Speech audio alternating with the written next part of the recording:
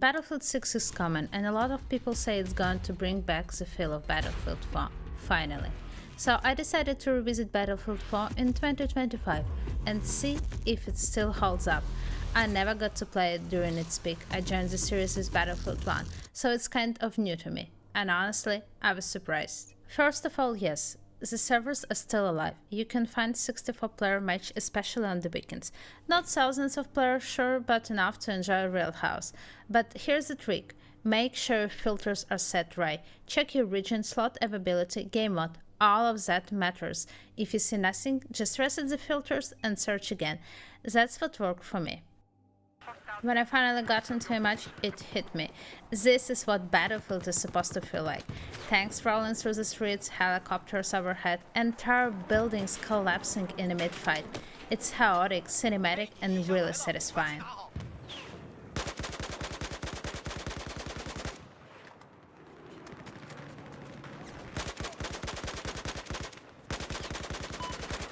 Sound design? It's still impressive. Gunfire, footsteps, explosions, everything sounds heavy and powerful. Even the UI, through date, it's functional once you get used to it. But there are issues. The narrow field of view on console was a problem for me. It made me slightly motion sick. And yeah, the game shows its age in some areas. But when you're in the middle of the action, you just stop noticing it.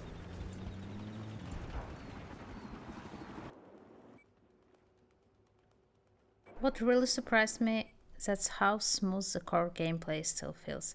You aim, you move, you react, and it just works. Even after all of these years, there is no awkward clunkiness or weird input delay like in some modern shooters. And I completely forgot how important teamwork is in this game. Even playing with randoms, I saw people reviving teammates, spotting enemies, holding the objectives together. That kind of coordination isn't as common in today's FPS titles. One thing that really stood out for me is how Battlefield 4 managed to feel alive. Not just in terms of player count, but the way matches flow. It's not about just kill death ready. It's about pushing up with a squad, survivor artillery, reviving teammates, and somehow making it to the next objective.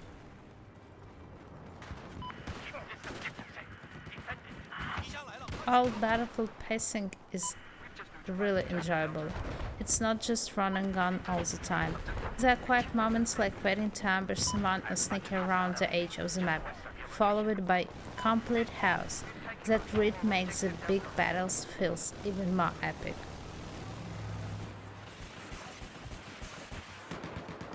And speaking of servers, yes, they're still around, but not always easy to find. Depending on time of the day, I'd sometimes see 2 or 3 servers with actual plays. Some had high ping, others were empty or ran weird servers. There were moments where I spent more time refreshing the server browser than actually playing. The other thing that really bothered me is the hit registration. Sometimes it's totally fine, clean headshot, solid feedback, no issues, but other times it's like your bullets are made of air. I had a moment where I emptied half of the mag into a guy and literally nothing happened. No damage, no reaction. Especially in close quarters like Operation Locker, hit rec can make or break you. One missed shot that should have landed and you're back to the spawn screen wondering what the hell just happened. It's not unplayable, it's not broken, but it's one of those, yep, it's 2013 netcode moments and you kinda learn to live with it.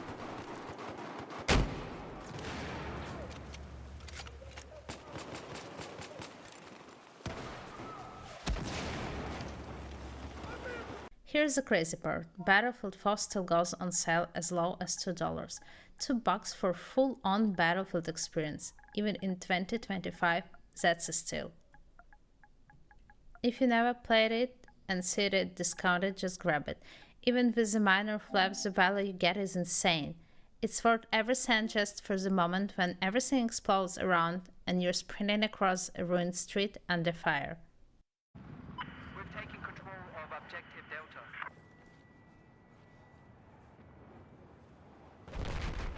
So is Battlefield 4 worth playing in 2025? For me, absolutely. Even if you miss the golden era like I did, there is still a lot to enjoy here. It's raw, unpredictable, and still has that Classic Battlefield magic.